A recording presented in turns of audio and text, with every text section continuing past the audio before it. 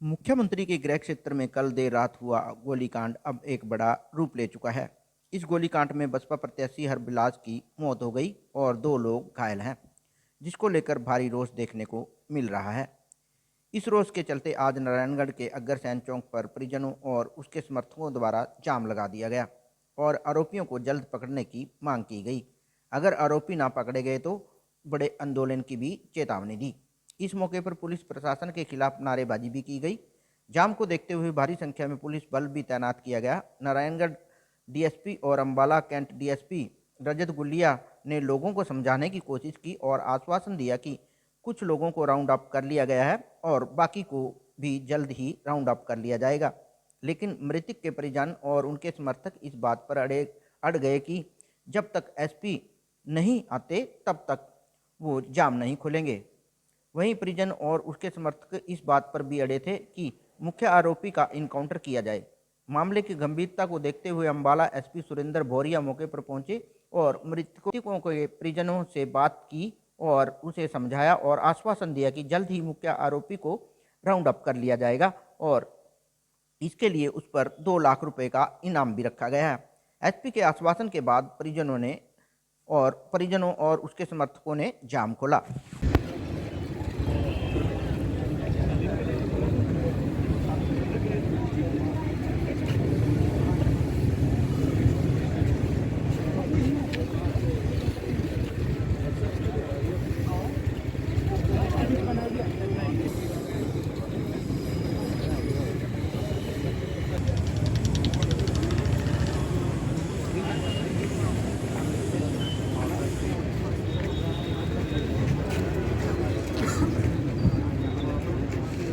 देखिए, कल देर रात को बहुजन समाज पार्टी के प्रदेश के सचिव रहे हुए हमारी पार्टी से पूर्व में प्रत्याशी रहे श्री हरबिलास रज्जू माजरा जी की कल कुछ अज्ञात लोगों ने निर्मम हत्या कर दी गई गोली मारकर।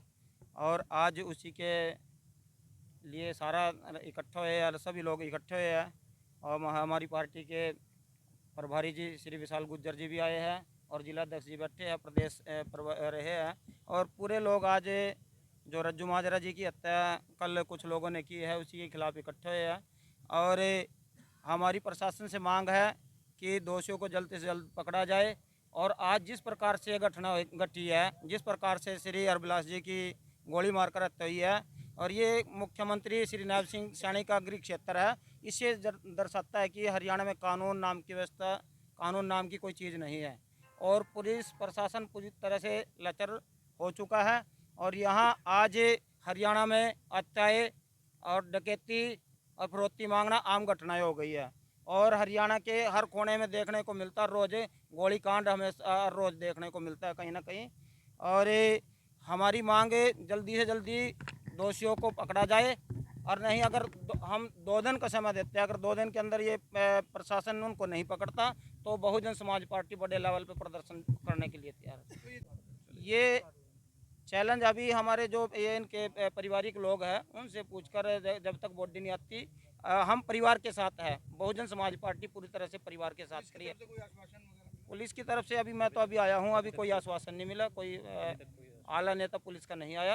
पहले बताना चाहता हूँ कौन आदमी था वो इस हल्के की आन बान शान, जिस आदमी को हल्के के अंदर 30,000 लोगों ने वोट पाई हो और सबके दिल का प्यारा, जिसके पास 30,000 वोट है, उसके गृह क्षेत्र में आके बाहर से गुंडे, मैं बाहर के गुंडे की नहीं, नारायणगढ़ के एक आदमी ने उसको मरवाया है जिसका नाम वेंकट है। वो साथ में मारने में था। सच्चाई ये है, हम जानते हैं जिसको पब्लिक किसको जानती है, वेंकट को जानते हैं हम। उसने हमारे भाई का मर्डर किया है। जब तक इनकाउंटर नहीं होता ये मेरे भाई, ये मेरे पिता समान बुजुर्ग यहीं बैठे रहेंगे, चाहे 2 दिन लगे या 4 दिन लगे। अर्सन कान खोल कर सुन ले, अगर हमें न्याय नहीं मिला उसके बाद हमारे पास, हमारे भाइयों के पास हम खुली चुनौती देते हैं उस वेंकट को। हम सरेआम कहते हैं आतू चौक पे वो 2 पैसे का आदमी शेर को मार गया, हमारे लिए बड़ी दुख की बात है। और जो व्यापारी आदमी है मेरे, उनके साथ क्या होगा। मैं आपसे मीडिया वालों से पूछना चाहता हूं, अगर एक नेता, इतनी बड़ी हैसियत जो खानदानी नेता स्टाला साहब का, सरेआम उसका गोलियां मार दी जाती हैं। आम आदमी जनता का क्या होगा?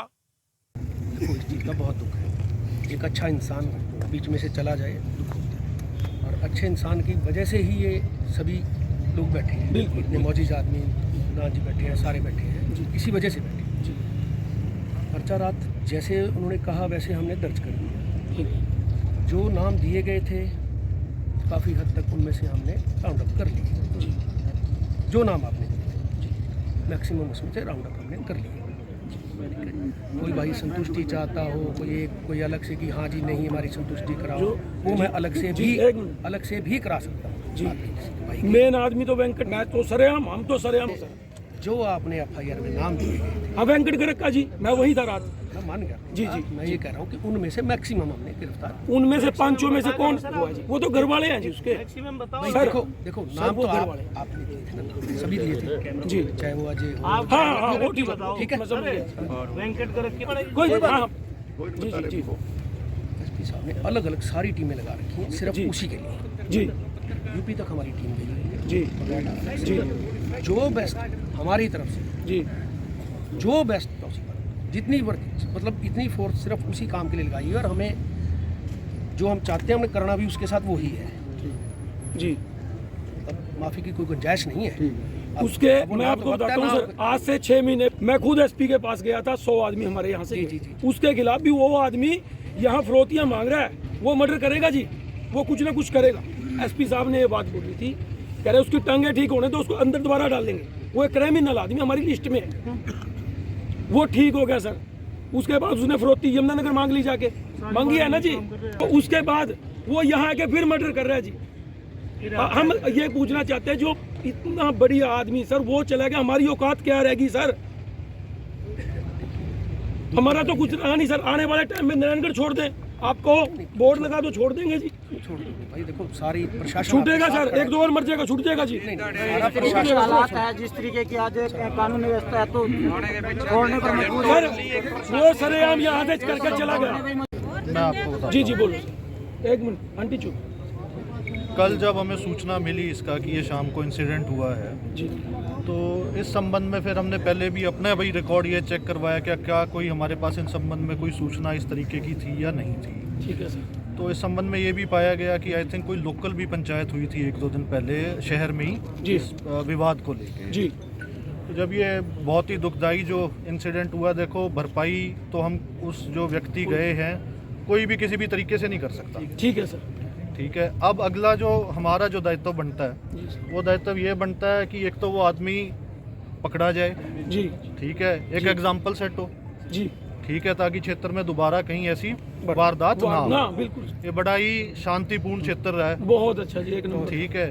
तो हमें ही अंदर तक हम भी मतलब जिसको बोलते हैं ना झंझोड़ जाते हैं कि जब ऐसी वारदात होती है, ऐसा नहीं है कि हमें भी महसूस आप भी होता है। पारिवारिक हो ठीक। सभी।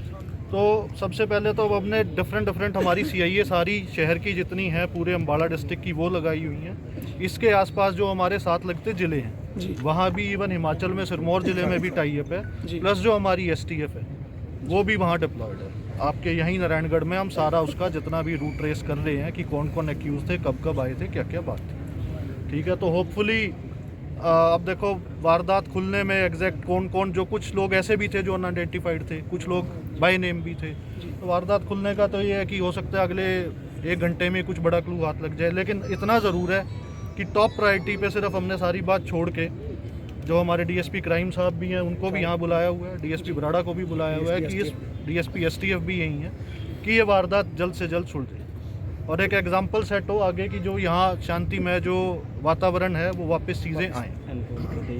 देखिए, बड़ा ही अनफॉर्चुनेट घटना कल जो है नारायणगढ़ में हुई है। तो जैसी घटना हुई तुरंत हमारी सभी टीम्स मौके पे पहुंची और कल रात से ही काफ़ी टीम्स इस पे काम कर रही हैं।